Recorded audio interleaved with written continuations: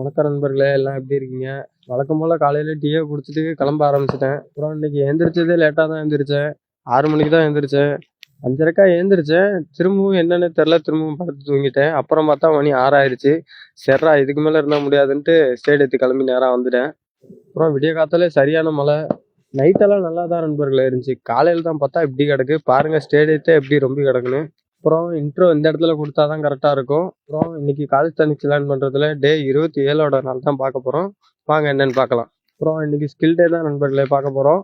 வழக்கம் போல் ஹேண்ட்ஸ்டாண்ட் தான் ட்ரை பண்ணிட்டு இருந்தோம். பரவாயில்ல, முன்னாடிக்கு இப்போ ரொம்ப முன்னேற்றம் இருந்திருக்கு. அப்புறம் ஃப்ராக் ஹோல்டுலேருந்து ஹேண்ட்ஸ்டாண்டுக்கு தான் ட்ரை பண்ணிட்டு இருந்தேன். பரவாயில்ல, இதுவும் ஓரளவுக்கு வர ஆரம்பிச்சிருச்சு. ட்ரைனிங்கை முடிச்சுட்டு கொஞ்ச நேரம் ஸ்டேடியத்தில் உட்காந்துருந்தேன். ஒரு நாய் வேற பார்த்துட்டு இருந்துச்சு. திரும்ப வீடியோ எடுத்தேன். அந்த நாய்க்கு என்ன கோவமா தெரியல, திருப்பிக்கிச்சு.